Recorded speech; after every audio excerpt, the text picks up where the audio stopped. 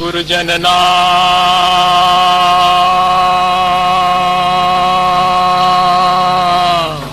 भवबीजाङ्कुरजनना रागाद्याक्षयमुपागतायस्य ब्रह्मा वा विष्णुर्वा हरो जिनो वा नमस्तस्मै।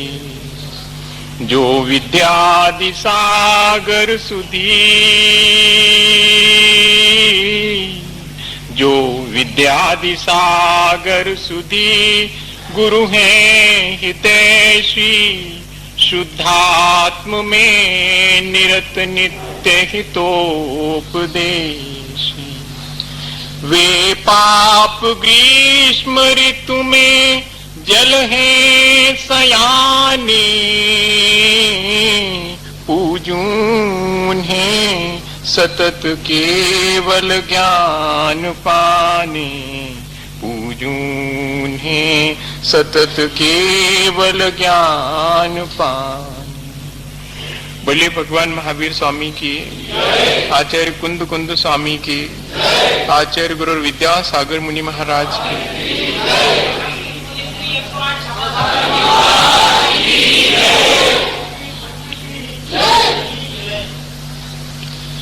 समय की सीमाएं जितनी साधु के लिए हैं शायद उतनी विद्वानों के लिए नहीं है। मैं जानता हूं अपन थोड़ी सी देर में बहुत सारी बात करने की कोशिश करें।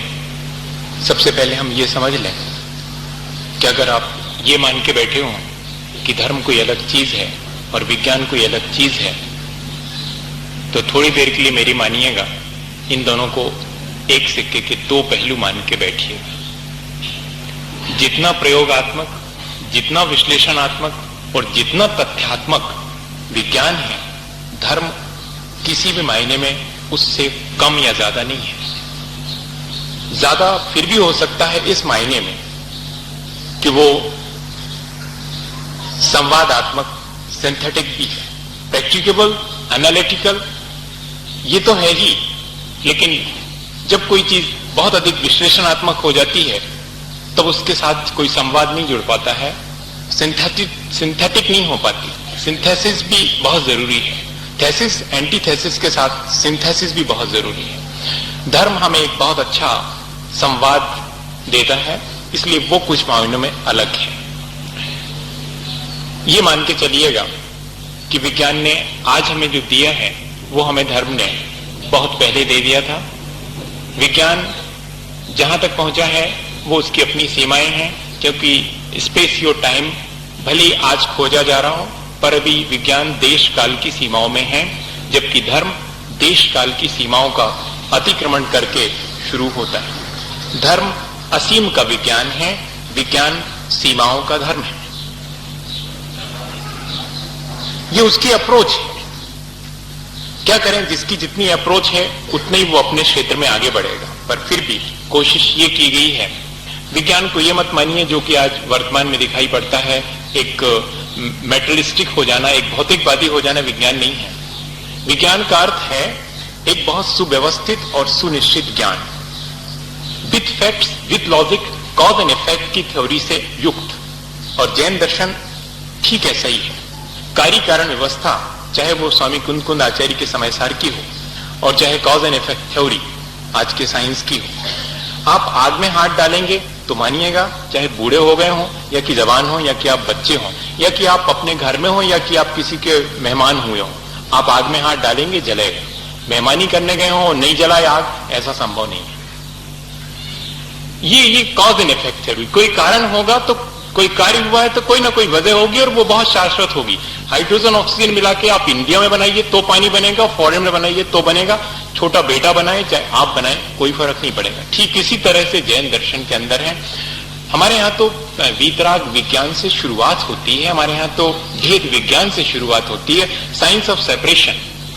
इतना बड़ा साइंस हो सकता है क्या? मैं जवाब दूंगा अभी आपके 2-3 क्वेश्चन का जो कि हुआ है, पर मैं थोड़ी सी एक चीज आपको दे दूं।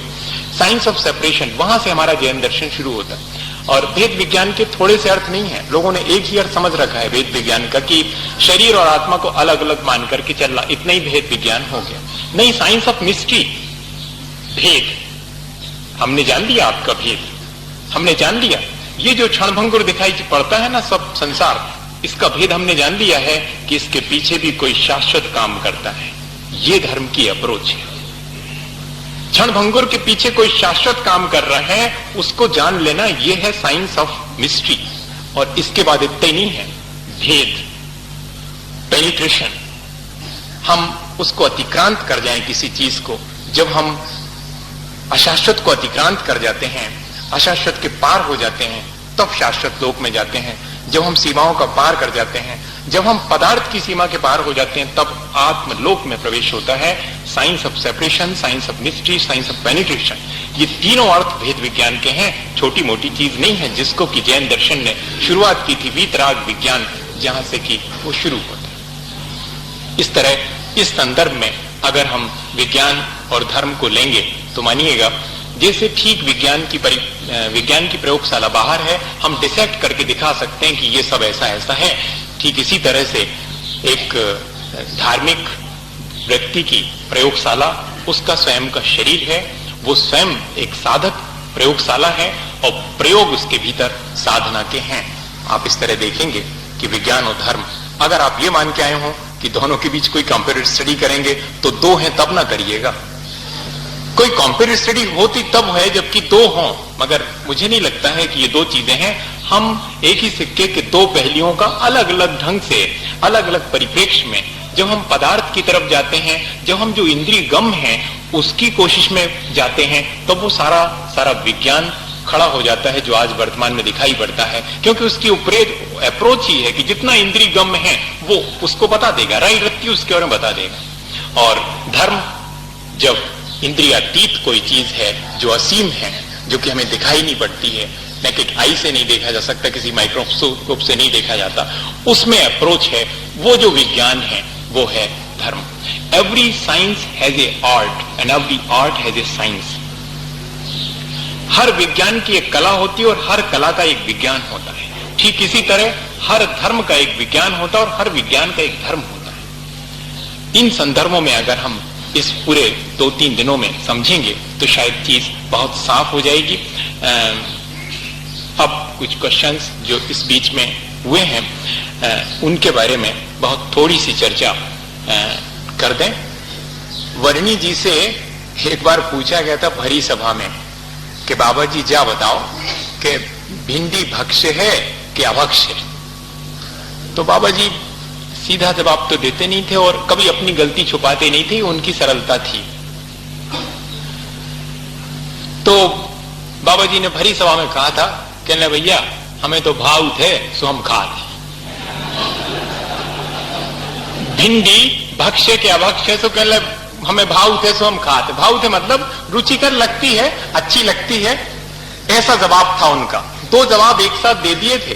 पहले के साइंस में इसी तरह की चीजें हुआ करती थी, उनकी भाषा ये थी, मतलब इतना बड़ा साधक अगर खाता है किसी चीज को तो जानता होगा कि वो खाने योग्य है नहीं, यानी ये डिसाइड हो गया, प्री डिसाइड हो गया इस बात से कि वो भक्ष्य है। और दूसरी बात, इन सब चीजों को खाना हमारी कमजोरी है, क्या करें, छोड़ नहीं पा रहे हैं। ये भी साथ में कह दिया कि अभी हमें रुचिकर लगता है इसलिए खाते हैं, कोई जरूरी नहीं था कि इनको हम खाएं।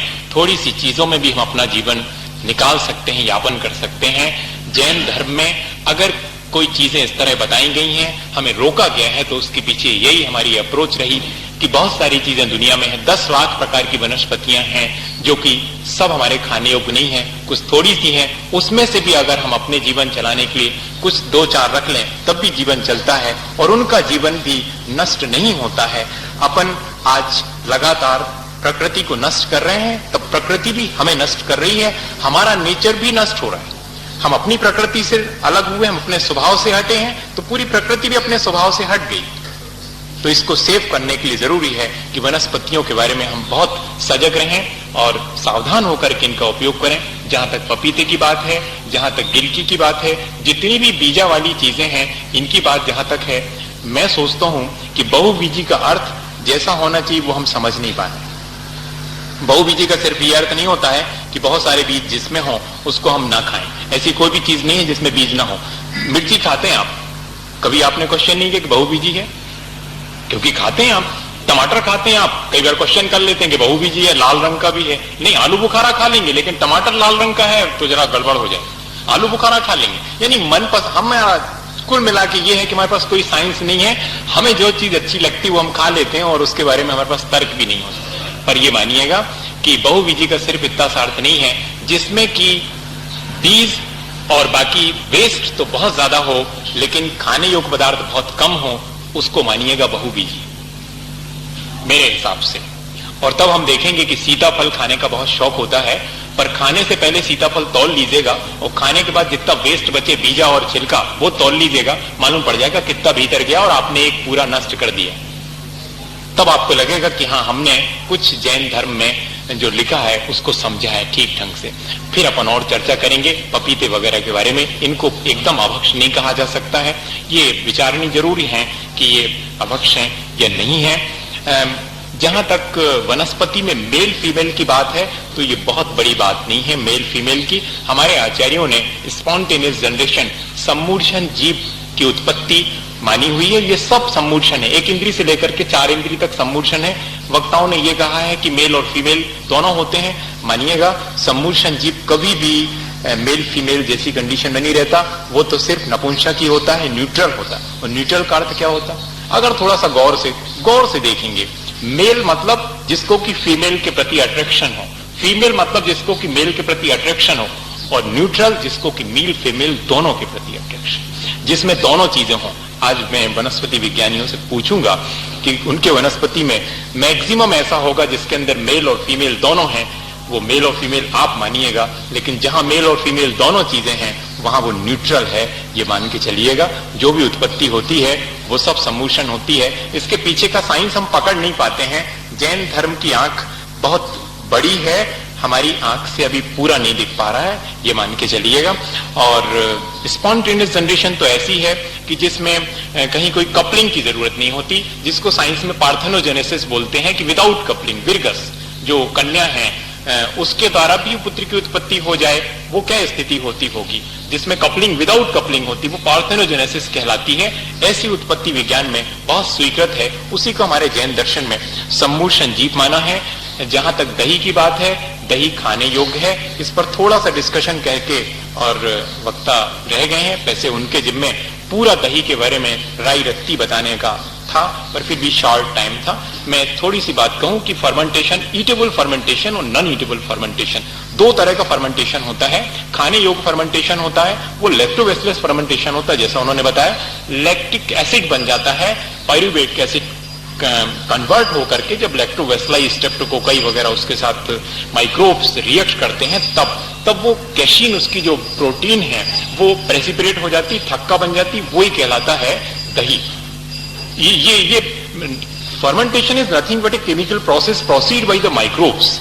सीधी प्रक्रिया है फर्मेंटेशन, बहुत बड़ी प्रक्रिया नहीं है। एक 10वीं का छात्र भी ऐसे आकर के कहने लगता है, अरे आप दही के बारे में कहते हैं, दही खाने योग्य क्या? दही में तो फर्मेंटेशन होता है। जैसे फर्मेंटेशन ना हुआ कोई बहुत बड़ा जीवों का खजाना हो गया, ऐसा हो गया। नहीं, फर्मेंटेशन, अरे आप फलका बनाते हैं, फलका नई वाली बहू आती है और वो फलका बनाती तो फूलता नहीं है, तो सासू कान पकड़ लेती कि तूने बनाना नहीं सीखा।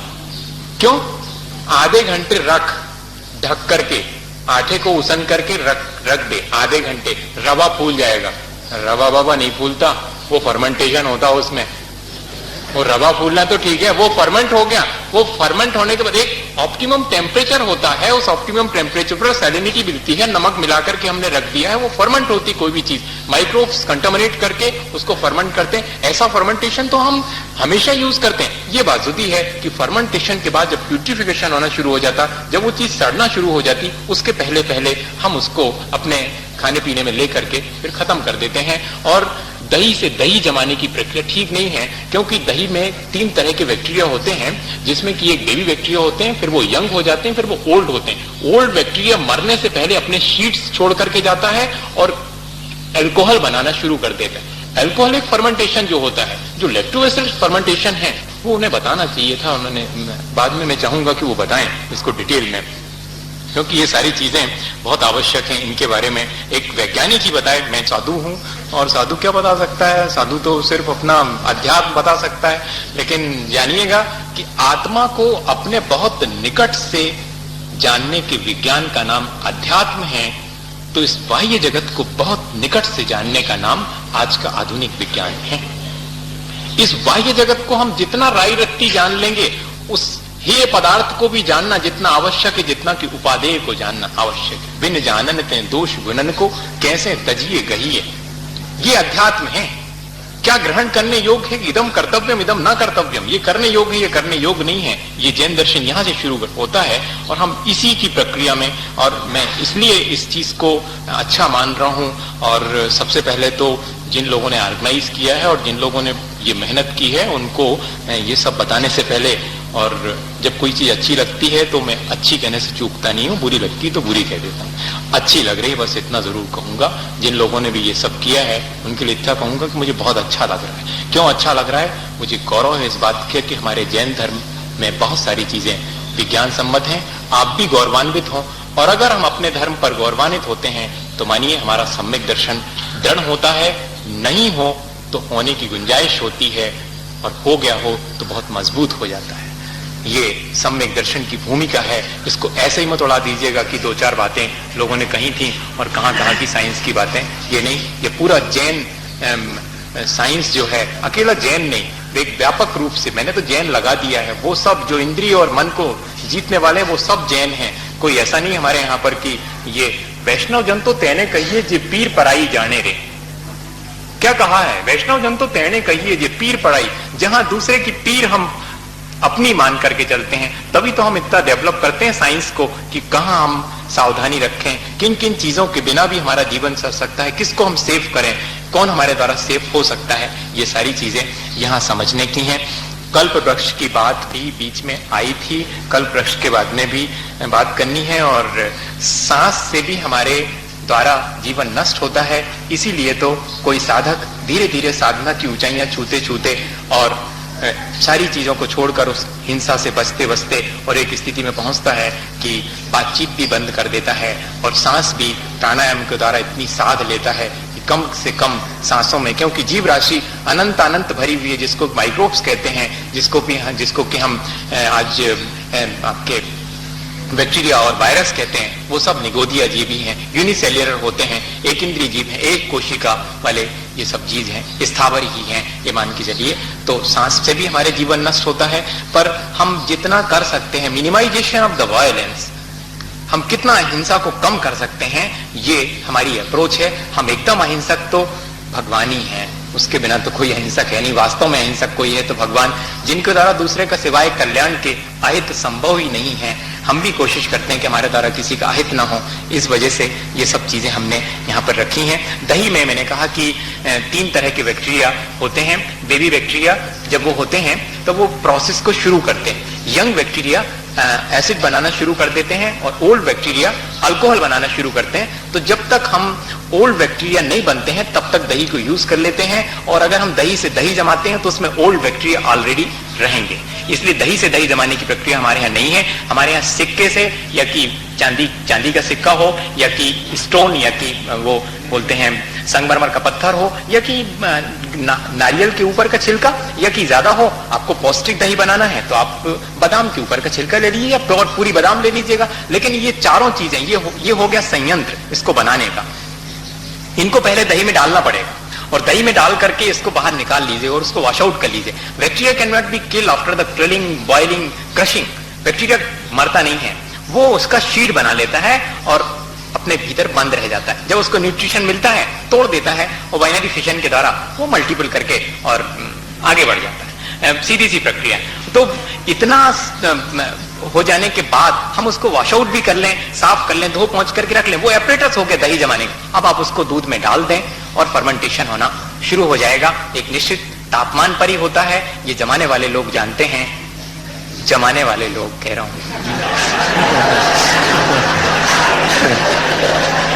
जमाने वाले मेरे बस का तो नहीं है, जमाना मैंने छोड़ दिया। आप जमाते हैं और जमाने वाले। कि किस तरह से माँ लोग जानती हैं कि भैया गर्मी बहुत पड़ रही है, थोड़ा सा पानी में रख दो। वो जानती है कि ऑप्टिमम टेम्परेचर क्या होना चाहिए फर्मेंटेशन का। भले वो भाषा नहीं जानती है, लेकिन उन्हें मालूम है कि किस टेम्परेचर पर फर्मेंटेशन शुरू होता है, वो कौन सा टेम्परेचर है। ज्यादा ठंड हो जाती है, जरा चूल्हे के पीछे रखो, दही जमाने हो तो चूल्हे के पीछे रख दो, वहां उसकी आग। अब तो चूल्हा खत्म हो गया है, अब तो गैस है। खैर वो बात करूंगा तो फिर 10:30 बज जाएंगे और आपको ज्यादा भूख लगाएगी मेरे से भी।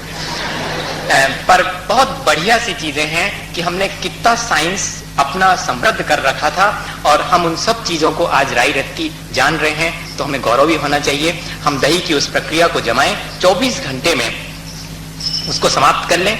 आयुर्वेद के हिसाब से तो 6 घंटे में दही को समाप्त कर देना चाहिए जमने के बाद, इससे ज्यादा हमें आवश्यक नहीं है। वो मक्खन की मर्यादा भी थोड़ी सी किसी ने टच करी थी। जो दही से मक्खन निकाला जाता है मुश्किल से 48 मिनट वो चल पाता है।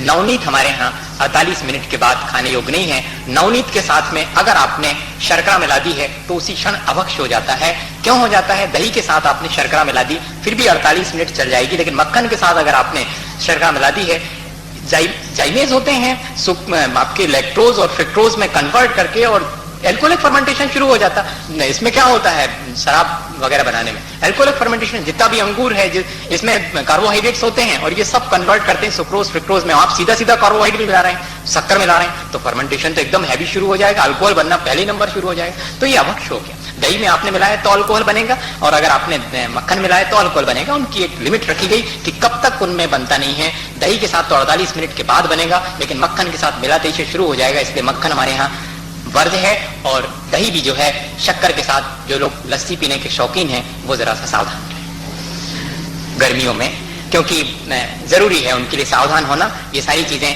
बैक्टीरिया को तो नष्ट करती हैं, हमारे जीवन को भी नष्ट करने वाली चीजें हैं। और भी क्वेश्चन आए हैं, जामन क्या मर्यादित होना चाहिए? जामन मर्यादित करने की प्रक्रिया भी है। जामन को निकाल लीजिएगा, उसको गर्म पानी में वॉश कर लीजिए, धो लीजिएगा उस जामन को। जामन अगर ऐसा आपके पास है उसको धो लीजिए, सुखा लीजिएगा, ड्राई कर लीजिए, एकदम पाउडर फॉर्म में आ जाए, तब उसको आप उससे भी दही जमाना चाहें तो जमा सकते हैं। लेकिन आप गीली अवस्था में जामन से जामन डालेंगे तो वो उसमें फर्मेंटेशन जो होगा, हाँ, ग्रोथ बहुत तेजी से होगा और वो हमारे यहाँ खाने योग्य नहीं बताया गया है। कृपया स्पष्ट करें बहुवी जी, मैंने बता दिया पपीता खाने योग्य है, भक्ष्य भक्ष्य कि नहीं, इनके बारे में भी और डिटेल में चर्चा करेंगे। और कोई बात या कि फरमाया कि जब रोटी नहीं बनती तो सास बहू का कान पकड़ लेती है। मैं समझता हूँ कि सास बहू की चोटी पकड़ती है। आपने शायद निकट से देखा नहीं होगा, तो आप उसको देख करके। और अब मेरी प्रार्थना यह है कि आप नमोकार प्रधान जैसे वही गृहस्थ और बाकी सब तो साधु। ये संगोष्ठी है और इसमें क्वेश्चंस और इसी तरह की चीज, अपन इसको बहुत सीरियस नहीं बनाएंगे और इस तरह करेंगे कि सबके समझ में आए। आपको जो चीज नहीं समझ में आए पूछ लें। और विज्ञान के बारे में जरा भी हमें गलतफहमियां नहीं होनी चाहिए और धर्म के बारे में भी नहीं। धर्म, दर्शन और विज्ञान, ये तीनों चीजें और आध्यात्म, ये चारों चीजें मानिएगा अलग नहीं है।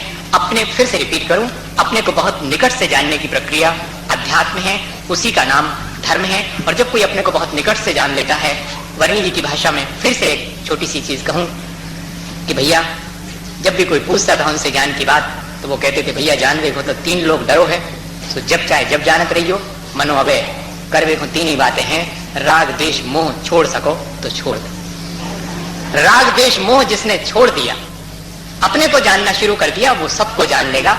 अगर अध्यात्म यहां से शुरू होता है कि अपने को निकट से जानिएगा, तो वो हमें सबको जानने के लिए ले जाएगा। और अगर विज्ञान सब चीजों को राई व्यक्ति जानने से शुरुआत करता है, तो एक दिन विज्ञान को अपने को जानने के लिए मजबूर होना पड़ेगा। उसी दिन विज्ञान धर्म हो जाएगा और धर्म तो विज्ञान है ही वास्तव में। अब अपन जैसा कि, क्योंकि अब संचालक का आदेश भी मानना पड़ेगा,